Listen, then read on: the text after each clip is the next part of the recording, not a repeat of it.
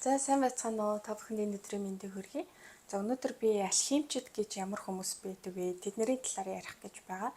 За алхимч гэхээр манайхан ерөнхийдөө нөгөө Пауло Койлогийн алхимч гэдэг ном байдаг шүү дээ, тий. Тэрүүгээр гадарлаж байгаа байх. За тэгэхээр би алхимч гэдэг сэдвийн талаар ярихаас өмнө ерөнхийдөө Пауло Койлогийн алхимч дээр юу гардаг талаар альтхан дурдаад өгье. За Пауло Койло болохоор яг амьд ахуй байгаа миний одоо хамгийн дуртай зохиолч хгүй. Би Пауло Койлог зүгээр энгийн нэг зохиолч гэж боддоггүй. Ерөнхийдөө маш сүнслэг болон им агуу философч юм шиг надад санагддаг. За тэгээд номнуудыг нь уншихаар дотроос аюу гоё тийм эрхчлөө бол эр зориг мэдрэгддэг. За бид нар одоо нөгөө багаасаа нэг юм гэр бүлийн орчноос ч юм уу тий. За шашин шүтлгээс ч юм уу үүдэлт юм гаднаас бид нар суулгасан нэг тийм итгэл үнэмшлүүд байдаг шүү дээ тий. Хүчээрчдэр, эвэрчдэр. За тэгээд нөгөө нэг том болохын хэрээр бид нар одоо тэр итгэл үнэмшилтэйгээ яг дотроос зөрчилдөж эхэлдэг тий. За тэгэхээр яг энэний гой балансыг болоо тий энэ нэг худлаа итгэл үнэмшлүүдээс яг чөлөөлөгдөх тэр нэг боломжийг олгодог юм шиг санагддаг. За тэгээд алхимчийн араас гэх юм бол Вероника үхэр шийдсэн гэдэг ном байгаа. Тэр нь болохоор нэг юм нэгэн хэвийн амьдралаас залхаад тий амьдралаас утга учир харахаа болоод эм угаад амиа хорлож байгаа нэг өхний талаар гардаг хгүй. За тэгээд тэр нь ингээд эмээ угаад амиа хорлсон чинь галзуугийн эмнэлэг сэрж байгаа нэг тийм өхний түүх гардаг. За тэгээд тэрний дараа гэх юм бол 11 минут гэдэг бас нэг сонирхолтой ном байгаа. 11 минут дээр болохоор Бразилийн бас нэг маш үзэсгэлэнтэй эмэгтэй нэг агентийнхан нөгөө гадагшаа аваачиж модель болгоно гэдэг ингээ гэрээ хийж авч яваа. Тэгээ хулигтаад юм хүчээр бие үнэлэгч болгочдөг. За тэгээ тэр эмэгтэй тэр одоо сэтгэл зүйн одоо шаналлыг яаж даван туулж байгаа. Тэгээ тэндээсээ яаж ангирчиж чөлөөлөгдөж байгаа. Тэгээд хайр дурлалтайгаа яаж учирч байгаа талаар гардаг. Бас нэг юм сонирхолтой ном байгаа. За тэрний араас гэх юм бол Тагнуулч гэдэг нэг ном байдаг. За энэ Тагнуулч номоо болохоор яг 1-р дайны үед амьдарчсан юм жинхэнэ Матахари гэдэг нэг эмэгтэй түүхийг одоо бичсэн нэг юм ном байдаг. Тэгэхээр энэ эмэгтэй болохоор яг жинхэнэ түүхэн хүн гэсэн. Матахари болохоор юм голланд гаралтай. За тэгээд юм бүжигчин байсан маа. Маш юм гоо үзэсгэлэнтэй бүжигчин байжгаад за тэгээд амьдралын ирэхээр Францын юм тагнуул болоод ингээд явждаг. Тийм бүжигчин тагнуулч эмэгтэй түүх байхгүй юу? За ийм ном байдаг. За тэгээ энэний араас Брида гэдэг ном байгаа.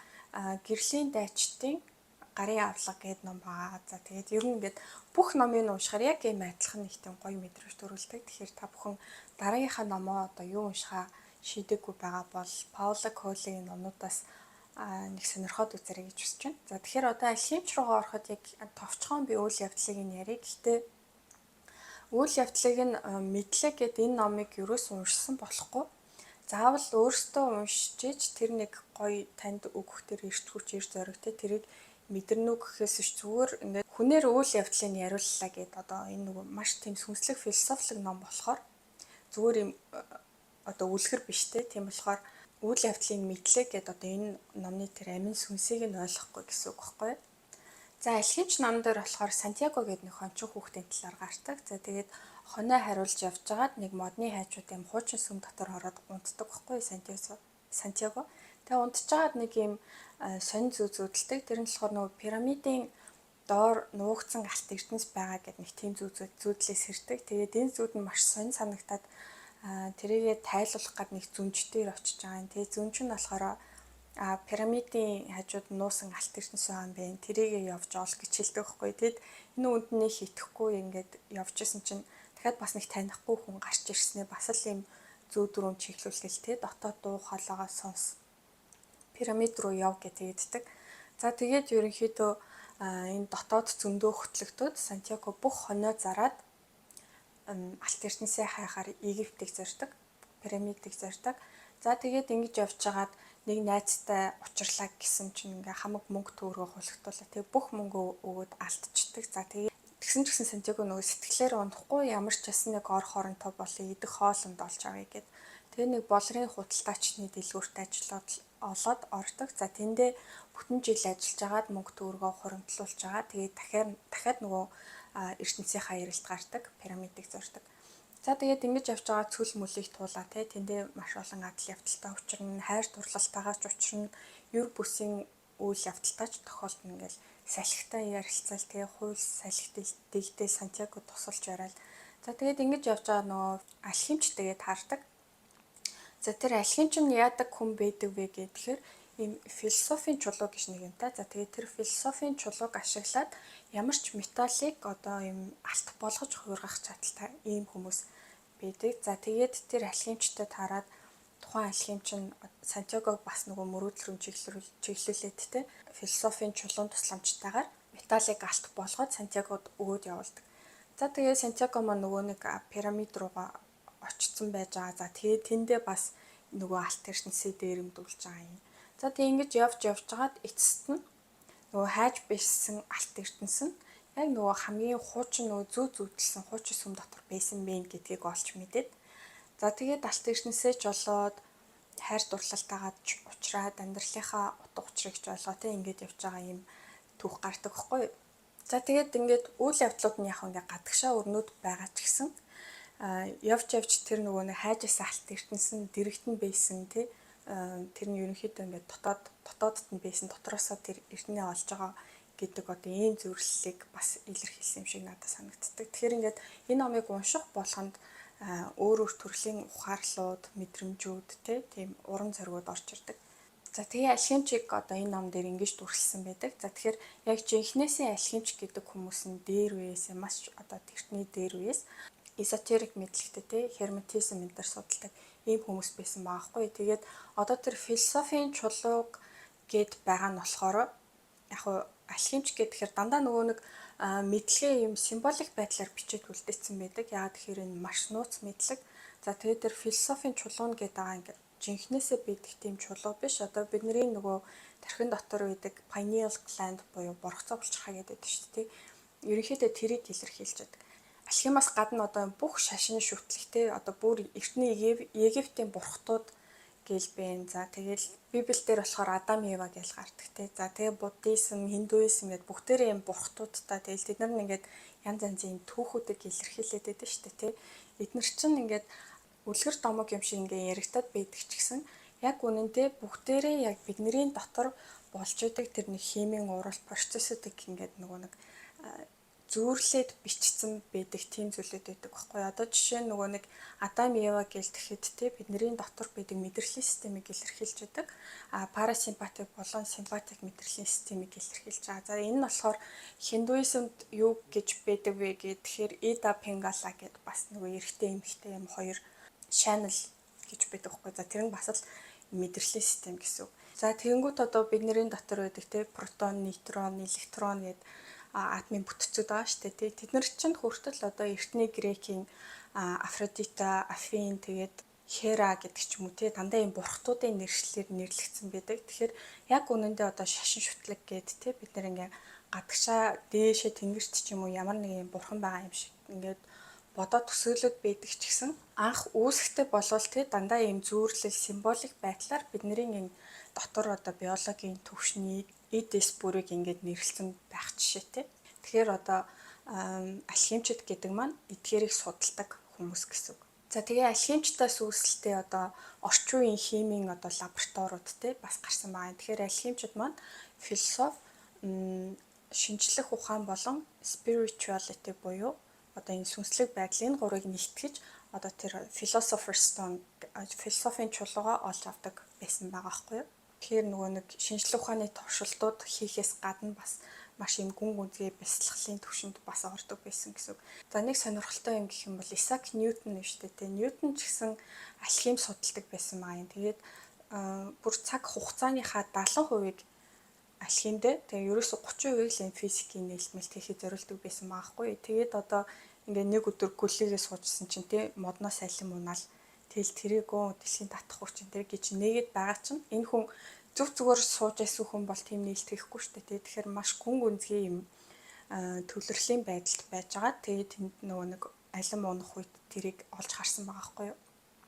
Тэгэхээр бид нар нөгөө багасаа нэг юм гөлийдэг юм үе байдаг шүү дээ. Тэг ялангуяа хүүхэд байхад хийх юмчгүй байж тэгэл ингээл нэг гөлийгөөл сууж ангууд гинт ингээл чихэн дотор дүүн гэл ингээл нэг юм хүм сонсогдтол тий.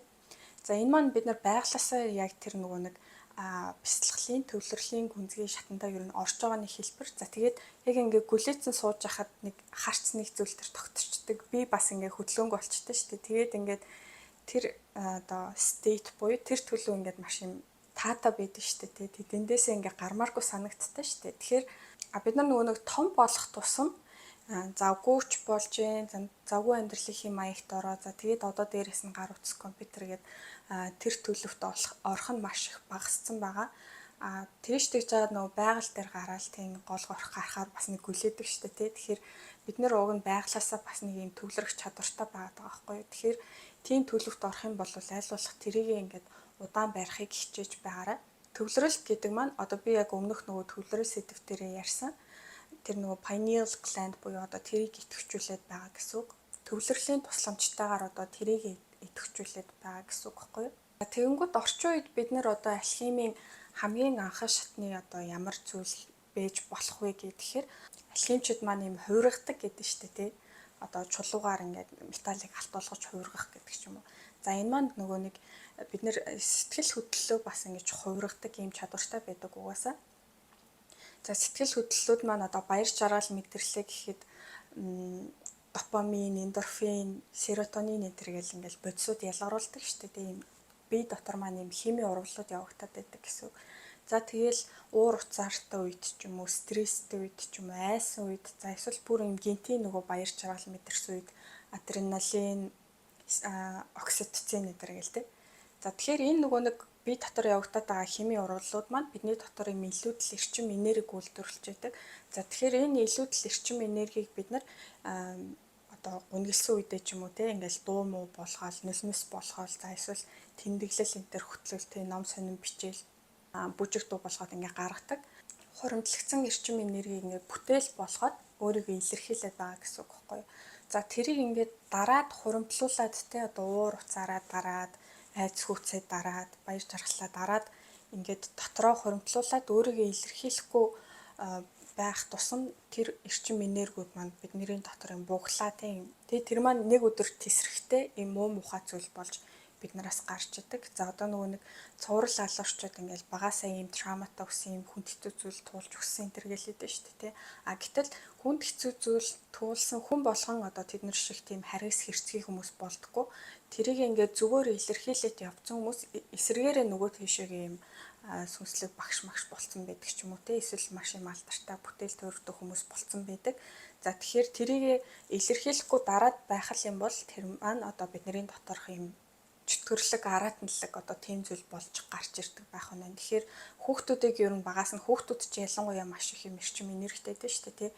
Тэрийг ингээд аль болох юм зөв тээшин чиглүүлээд те завгүй байлгаад ингээд дугууланд явуулдаг ч юм уу, за эсвэл гэр орны ажил хийлгдэг ч юм уу, тийм бүтээл тоглоулдаг ч юм уу, тийм хөдөлгөөн болон юм бүтээлээр гадагшлуулад эцэг их нь тэрэнд ингээд чиглүүлээд өгчих юм бол хүүхдүүд өөрсдөө өөрийнхөө эрчим энергийг хуургаад бүтээл болгоо гаргаас урчин гэсэн үг байхгүй юу. Тэгэхээр хүн чинь угаасаа нөгөө нэг байглаасаа мөн чанараараа юм бүтээх чанартай.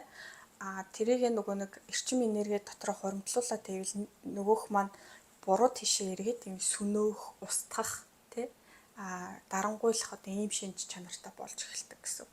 За тэгэхээр таны дотор те ийм тавгүй одоо уур уцаар, гуниг гутрал ч юм уу тиймэрхүү зүйл мэдрэхтэй хуримтлагдаад байх юм бол тэрийгээ зүгээр гараад алхахдаг ч юм уу, за дасгал хөдөлгөөн хийдэг ч юм уу, гэр орноо цэвэрлэдэг ч юм уу, эсвэл ингээд тэмдэглэл хөтлөөд бас бичээд гаргаж болно. Тэ ямар нэгэн байдлаар өөрөөсөө гадагшлуулж авах нь сэтгцэн эрүүл мэндэд ч нөлөөтэй. За тэгээд цаашлаа таны одоо ажлын бүтээн хэмжээнийг нэмэгдүүлэхдээ альва агуу үйлс бүтээхэд гэдэг ч юм уу юм тусалдаг. Тэгэхээр одоо тийм анхан шатны алхимчид болж байгаа гэсэн үг байхгүй юу?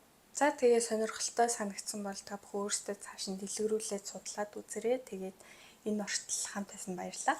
Баяртай.